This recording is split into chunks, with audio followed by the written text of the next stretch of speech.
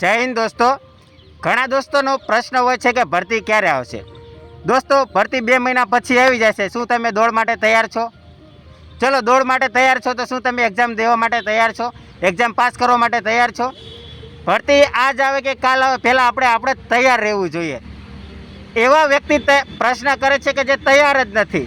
હા, જે લાસ્ટ ભરતીમાં 1-2 માર્કથી રહી ગયો હોય તેને અત્યારે તૈયારી એવી ચાલુ કરી દેવી જોઈએ કે આપણે આ વખતે એસઆરપીમાં વારો આવત તો આપણે આવતી ખેલે બિન હથિયારીમાં વારો લેવાનો છે, એવી તૈયારી ચાલુ કરી દેવી જોઈએ। અને ભરતી તમે આજ કહેશો કે કાલ કહેશો, જ્યારે આવવાની છે ત્યારે જ આવવાની છે। એટલે ભરતી ક્યારે આવવાની છે તે પ્રશ્નને સાઈડમાં મુકાય, અત્યારે દોડ કમ્પ્લીટ કરી નાખાય અને વાંચવાનું ચાલુ કરી દેવાય।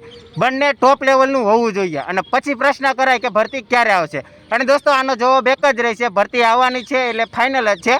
થોડીક લેટ છે, જેમ કે પીએસઆઈનું રિઝલ્ટ નથી આવ્યું તેના માટે થોડીક ભરતી લેટ થઈ શકે છે, પણ 2026 એન્ડ સુધીમાં મારા ખ્યાલથી 70-80% ભરતી પૂરી થઈ ગઈ છે। ચાલો દોસ્તો, કાંઈ પ્રશ્ન હોય તો તમે કમેન્ટમાં જણાવી શકો છો, તમને આન્સર જરૂર દઈશ। જય હિન્દ, જય ભારત।